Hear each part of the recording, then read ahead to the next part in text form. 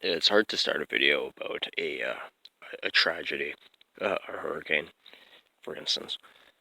But this is pretty incredible. It's obviously very, very hard to imagine that people live in a flood zone, a hurricane zone. There's a hurricane every single year. I did a video on this before and it was removed because my account was deleted. But it's absolutely absurd to imagine there are people there.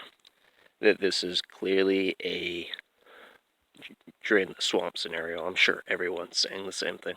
And this is like the hardest thing a president can possibly come up against during their president, presidential, I was going to call it a campaign. They're running, anyways, their reign is the other word I was leaning on, and it doesn't really make sense.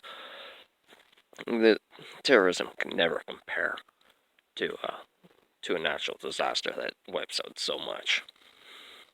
It's it it reflects harder on who you are. That's the thing for a president. It completely reflects on you a lot harder for how you handle it. Whereas terrorism is something that's a judgment of people. It requires a lot more teamwork versus just allocation of resources.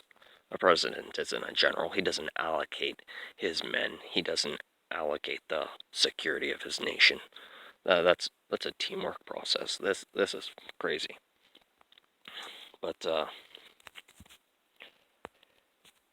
it'd be really hard to imagine, and so I'm inclined not to imagine that people in a flood zone where you have a hurricane every year could possibly be drunks. They can waste their money on alcohol. It's hard to imagine that they can be drug addicts or that they can be whores that fuck assholes or perverts or lazy, neglectful boyfriends or strangers. Or it's hard to imagine that they could possibly be people that are hung up on the quality of their cars. They it just it doesn't seem possible. And so when you look at the rest of America, it's really unbelievable to think that whores would be fucking or glorifying womanizers at all, or drug addicts, or strangers, or criminals, or perverts, or douchebags, when there's just so much to give for. They live in a country with a completely overinflated economy. Everything is ridiculously cheap to the point where it's a detriment to the environment around them. And yet they have so many social problems. It's hard to imagine that after a conflict like this, and the conflict happens every single year, there can possibly be millionaires. How can you live in a posh environment and at the end of the year think that you deserve to have anything when there's just so many people that need so much more? Like, need more. People need, whereas you can fucking just live in a padded room and it'd be perfectly fine. I mean, if you have a pile of blankets, what's so awful about that when other people are dying? And the way I always think about it is because people just shouldn't be there in the first place. The whole region should just be used as a complete wildlife reclamation. And if it were, they could use it as a sewage treatment plant to begin with.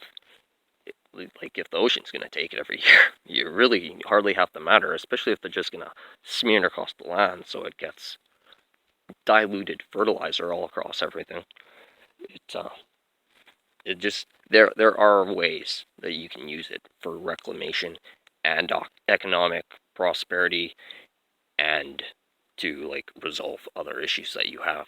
Like, it's a valuable piece of land if you look at it for what it is. But this goes back into the points of having gasoline. Everything kind of does. Everything goes back into having gasoline. I mean, fuck. Foresting, mining, driving to work every single morning at 6 o'clock and driving home, driving for reclamation. Like, I think I did a video that was talking about snow machines and motorbikes and how it's it's an asset as a skill. It's not a reason to have it. You don't go and buy it to have a skill, but as a child growing up with it, you don't have to like hate your parents for having it kind of thing. because it's an asset for you. It's a skill set that you pick up. And you can imagine how many people were out in that hurricane, out in that flood, risking their lives trying to save people with their boats. And the kind of skill set that you actually require in order to have to brave the storm. That's actually I love that that's actually a term. That's a thing in the English language. To actually go out and brave the storm, and I don't think it's an English thing. English just came out that way because this is a very hard topic to go over. To go out there takes fucking skill. So there's a reason to have fuel, and it's going to be